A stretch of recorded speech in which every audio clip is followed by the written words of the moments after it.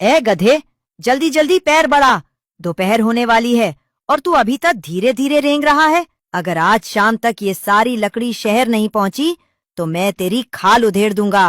मालिक जी, हमेशा मारने की क्या जरूरत है? कभी तो प्यार से बात कर लिया करे। आप तो बस मारते ही रहते हैं। तेरी जुबान बहुत ज्यादा लंबी होती जा रही है। चल चुपचाप सीधे चल, वरना एक और लाठी लगाऊंगा। घर आकर कालू कौवा गधे की पीठ से लकड़ियां उतार देता है और उसकी रस्सी खोल देता है ताकि वो खुद अपना पेट भर सके। चल, अब दोपहर हो गई है, तू जा और किसी पक्षी के खेत में जाकर अपना पेट भर ले। मालिक, मैं कहाँ जाऊं? अगर नहीं जाऊंगा तो तुम मारोगे, और अगर किसी के खेत में पकड़ा गया तो खेत का मालिक मारेगा। तो फिर भूख से मर जा। मुझे तो भूख लगी है, मैं चला। कालू कौवा घर के अंदर जाता है। गोरी, गोरी, क्या खाना तैयार है? अभी सब्र करो, जब भी घर आते हो चिल्लाकर कान फाड़ देते हो। बना रही हूँ खाना। अरे मैंने तो सिर्फ खाना ही मांगा है। सारा दिन गधे के साथ रह रहकर तुम भी आधे गधे बन गए हो। थोड़ा आहिस्ता बोला करो। गधा बेचारा भूखा था। वो चलते चलते तोते के मकई के खेत में पहुंच जाता है और मकई खाने लगता है। तभी वहाँ से कबूतर गुजरता है। अरे ये कालू कौवे का गधा तो तोते की मकई खा रहा है। मैं अभी जाकर तोते को बताता हूँ।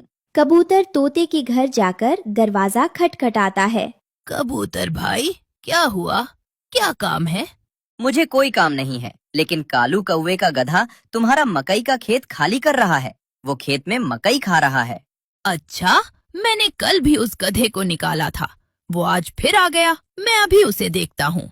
तोता लाठी उठाता है और खेत में जाकर गधी की पिटाई कर देता है। गधा रोता हुआ वहाँ से भागता है। तोता गुस्से में कालू कौवे के घर पहुँचता है।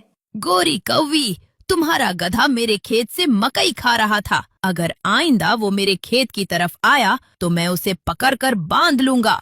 अरे ओ मोटी चोंच वाले तोते, थोड़ा आहिस्ता बोलो। शक्ल देखी है अपनी? हमारे गधे को हाथ तो लगा कर देखो, हम तुम्हें छोड़ेंगे नहीं। अगर गधे से इतना ही प्यार है तो काम करवाने के बाद उसे बांधकर चारा भी डाल दिया करो। अगले दिन कालू कौवा गधे पर सब्जियां लाद कर शहर वाले जंगल ले जाता है।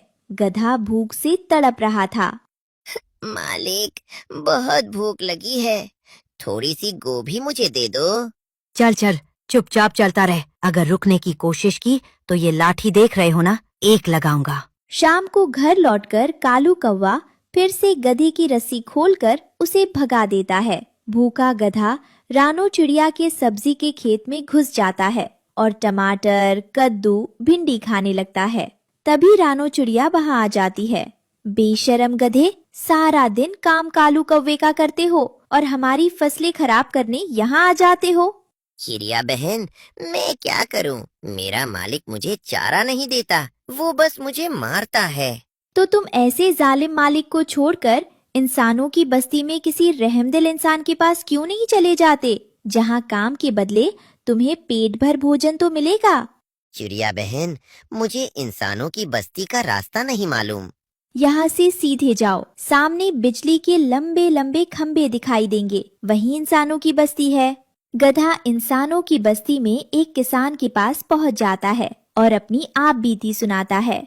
किसान उसे अपने पास काम पर रख लेता है और उसे पेट भर चारा देता है। शाम को जब गधा घर नहीं लौटता तो कालू कौवा उसे ढूंढते हुए किसान के पास पहुँच जाता है।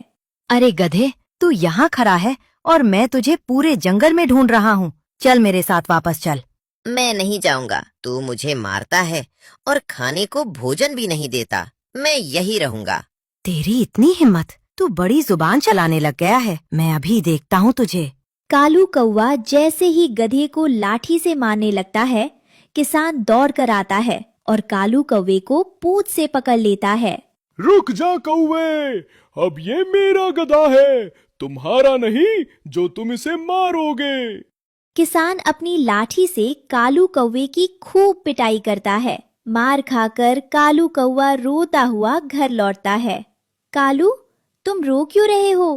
क्या हुआ? मुझे किसान ने बहुत मारा। हमारा गधा अब किसान के पास चला गया है। हे भगवान, अब क्या होगा? हमारे सारे काम कौन करेगा? इतना बोझ कौन उठाएगा? अब तो गधे का सारा काम मुझे खुद ही करना होगा।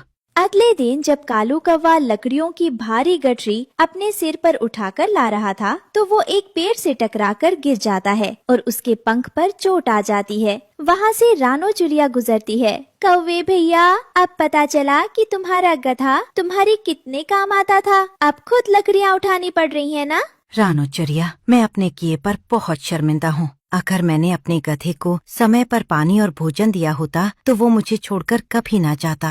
कालू जी, हम सबको चाहिए कि जिन जानवरों से हम काम लेते हैं उनका ख्याल भी रखें, क्योंकि उनके बिना हमारे काम नहीं चल सकते।